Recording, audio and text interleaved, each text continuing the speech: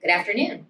My name is Anne-Marie McDowell, as many of you are already aware, and we have launched a memoir. We have launched a memoir of a CEO. This is really coming out of my heart for um, understanding at this point in our world that leaders need to be transparent, they need to be honest, they need to be real. Employees need to trust who they're following, and certainly in the human services field, it's really important that both our funding entities as well as the people we serve understand that the leadership at this organization, at any organization, really cares about the work that they're doing and that they're real people in it for service and in it for the work that we do to serve others. So today is our first interview as part of this memoir. I introduce to you Christine Matulowicz, who is my Chief Operating Officer. She joined my team the year I became CEO, which is a little over 7.5 years ago. And Mary Doherty, who hired me originally to work in her program many years ago. This is going over 20 years ago now, who has played multiple roles here at CORA, who's the longest term employee at CORA and just brings a wealth of experience and knowledge to the table. I will not list all of her job titles, but she is currently the compliance officer for the organization. So with that being said, I'm going to kind of run us through some questions that I want to share with you and get their thoughts and their feelings about some of what we've been through in the last several years and kind of where we're at today. So let me just welcome you officially, and this will be a fun dialogue moving forward. Be really honest. Where we screwed up, let's say it. Where we did well, let's actually say it, and let's laugh, because on the other side of lots of times very difficult times, there's an ability to learn from it, and there's an ability to grow from it. And that's what this is all about. So, all right, we're going to talk a little bit about COVID, right? Because that's kind of our journey recently. So let me ask you, we really had to change very quickly, as the world did when we entered into COVID. And at that time, leadership also had to change. Your leadership had to change with your departments. My leadership had to change with our departments. So during that time, what would you say were some of the most important shifts that we made as an organization in terms of leadership to get through and not only be successful, but not only get through, but be very successful and thrive as an organization during a time of crisis? Nice point, Kate.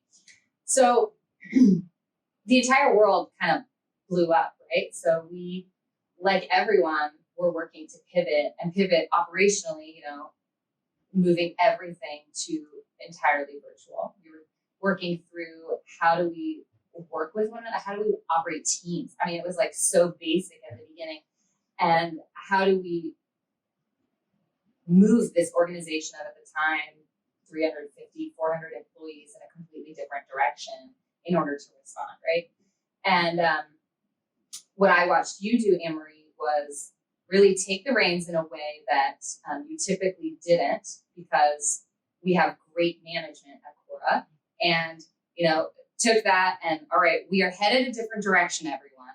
And you engaged at all levels of the organization and bringing together groups of managers who normally didn't work with one another. Our senior leadership team started meeting at some point every single morning in order to shift this large organization a different direction and give people the guidance they needed to, then go about their business, right? Managers needed a new direction so they could then go lead their teams, right?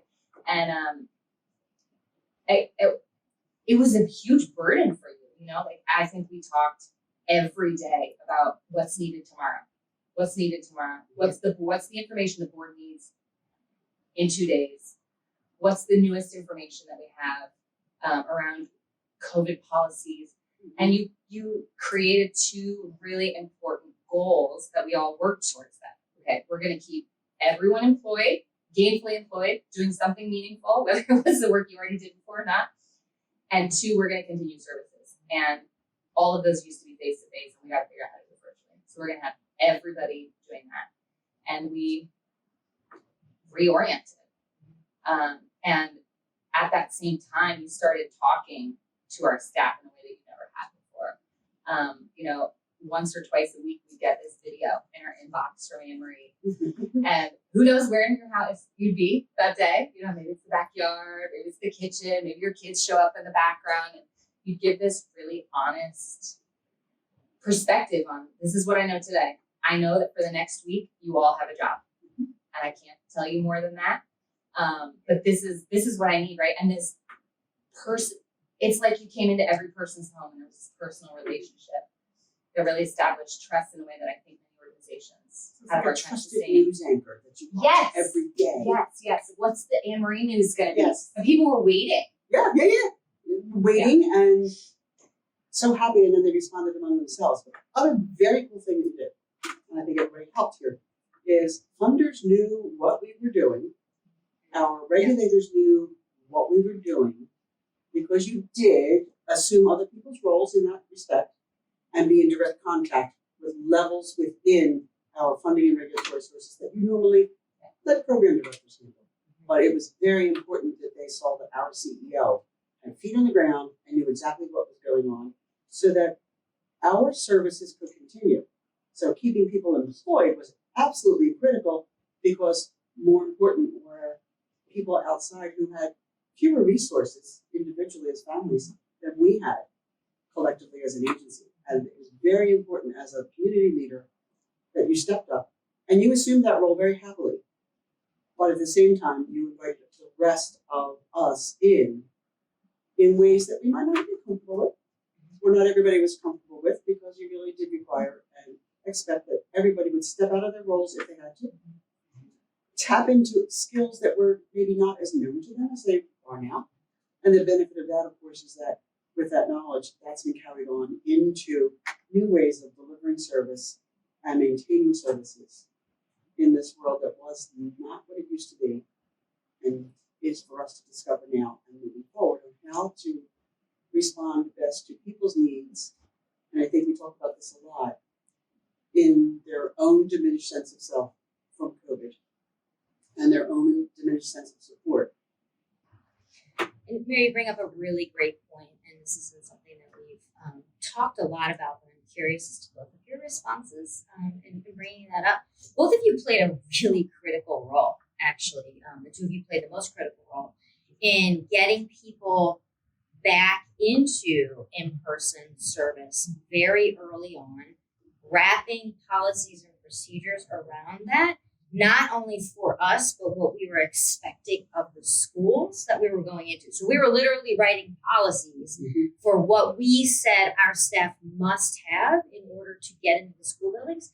And you also led the process, both of you, of ensuring that we had the right safety equipment for all of our staff, depending on their roles and their responsibilities.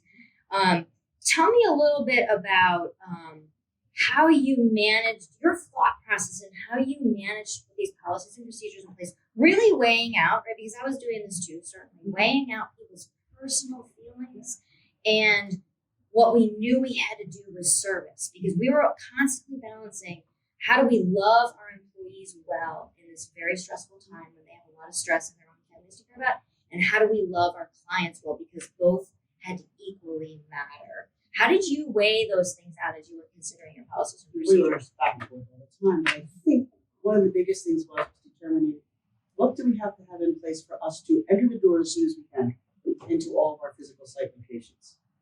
At the time, the first thing was vaccination, because the rules around. I think it was masks. Just getting enough masks. Oh, getting enough masks, yes. But for the system is determining what it is that we needed. Could we be among those people who could be among those first vaccinated? Absolutely advocating for behavioral health services to be considered a vital service. Therefore, able to get what was needed to get to places to enter family. Once we had that, masks, PPE, gloves, sanitize. Oh my goodness! I forgot we used to go to CVS.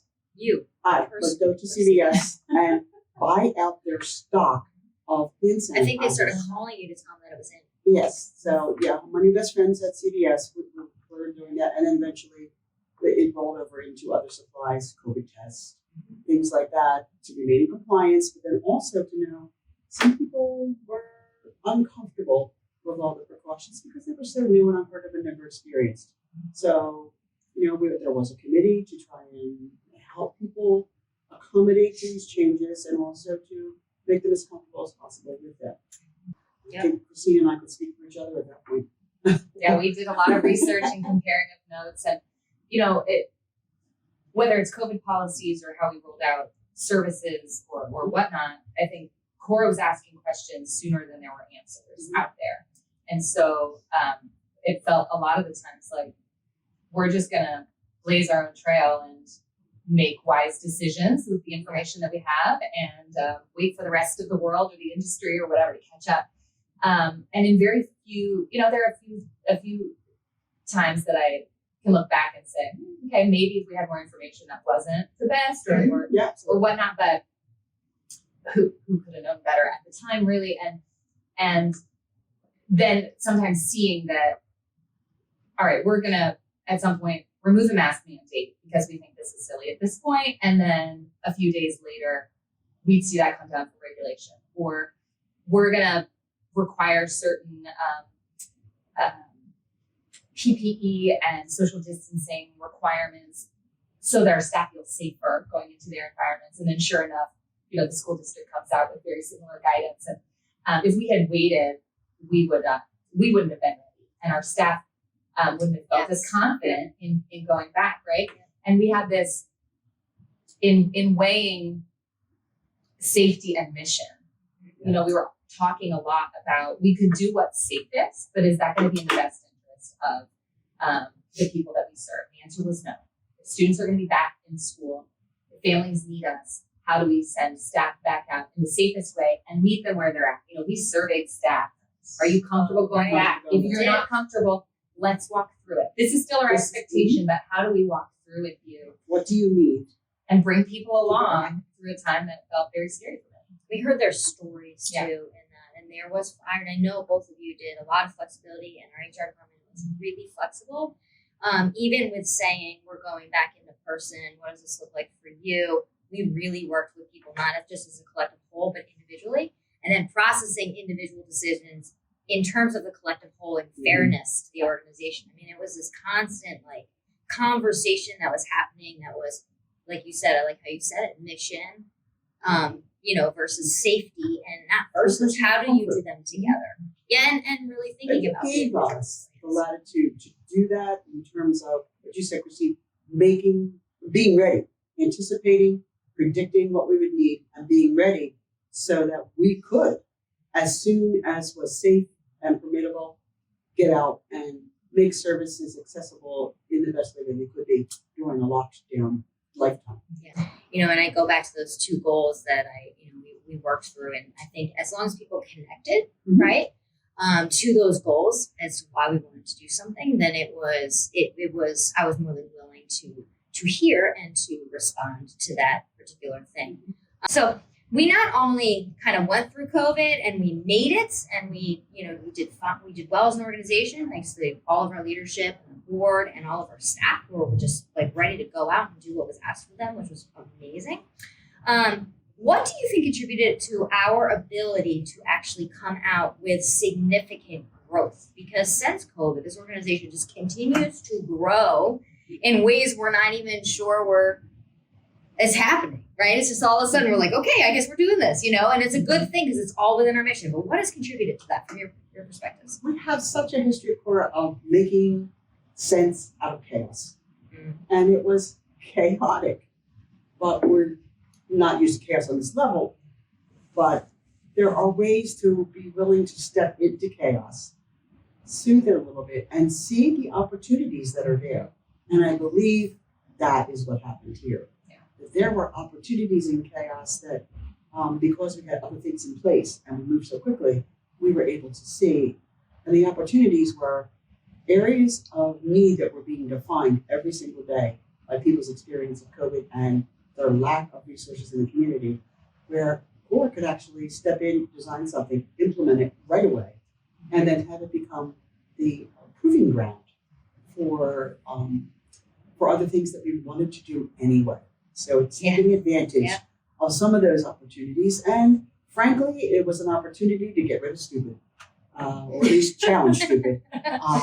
And that was a fun thing. That was one of my funnest things to do was to think, and when I say stupid, I just mean things that aren't done that make sense. Things that don't make sense to other people, things that get in the way of getting services out, things that are repetitive and duplicated. The Department of Redundancy department is always in the way. And how do we streamline things so that people who are, again, challenged to say yes to something can actually say yes because, oh, that makes sense to me. And to do it without stigmatizing anybody. Because this did level the playing field for people in their willingness to accept services, and their willingness to say, I need some help. And they knew they could come here. So that's where the opportunity for doing some things that we had always wanted to do, but then new things presented themselves that directly came out of this. We knew our kids weren't going to be okay. I don't know that we were so sure that our adults weren't going to be okay. And that has helped, again, turn that wheel a little bit further in another direction. How do we support the people who support children, who support communities? How do we support people who support systems? Because there's poor system people who are running ragged too. So as a provider, I think it was sometimes easier for us to do what we did than it was for a whole system to do things, which is why they told us, slow it down. Yeah, no thanks, you don't talk word to slow down. The two biggest areas, when I think about growth, the two biggest areas of growth were in starting IBHS services, which were brand new to us, and the whole way that program operates was changing at the state level, the city level, the district level, and it was brand new to CORA. So, we were entering into a whole new world, as they say. And then a big expansion on our school services side as another provider left the market, right? So in both of those cases, you gathered a whole team of people and said, this is the opportunity before us. We are coming through a crisis right now. Is this wise? Is this advisable? Let's talk about the opportunity. Let's talk about why this is missional. Let's talk about what it would mean for the schools we serve or could serve and the students. And then let's have a really real conversation about what it's going to take to stand up these programs. And, a whole bunch of us came together and weighed that. And so it would be one thing for you, especially at a time when you were in a more commanding CEO role than is your typical style. It would have been very easy for you to say, like, we're doing this, right? But to bring people together and have them be part of that decision then means that if we collectively say yes, they're bought in, right? And that's true of change management and decision making anyway. But especially at a time when we were exhausted and just wanted it all to stop, to decide together. And I look back at that time regularly, and as we have pieces that even we're still putting in place and stabilizing, we say, we knew that going in, right? We knew going in that this was going to be a pain point 18 months later, and we accepted that risk at the time. Remember, everybody? It's okay. We didn't do this alone. We signed up for, right? This is part of what we signed up for. Yeah. And I think that's, having a lot of people on, that's a long way to say getting everybody on board to work towards that. Yep. Getting everybody back together in the building, too. It's a process. But I know, personally, I'm sorry, but I am not staying home in my house on a computer talking to the Muppets gallery of people that I saw every day. So I was very happy to come back to work. And that extrovert in you really needed your friends back, right? Yes. Even if I were in the office talking to you on the phone, that was better because this is natural to work. Yeah. But it also, I think, mimicked many people's feelings about isolation. And I think it gave a lot of people a lot of time to think. And you saw many decisions being made in isolation, where here, the decision, because we were on each other's phones and screens so often, decisions were made collaboratively. Well, thank you both for your time. I appreciate not only the time, but obviously I deeply appreciate both your leadership here at CORA and being partners and teammates with you. And I'm not saying that, because it's on video. That's actually genuine. So, and you know it. You know Yes. everything. Yes, we You do. say it off We camera do. too. We Yes, do. we do. All right. Thank you so much. Our Thank pleasure. you, listeners, for Yay.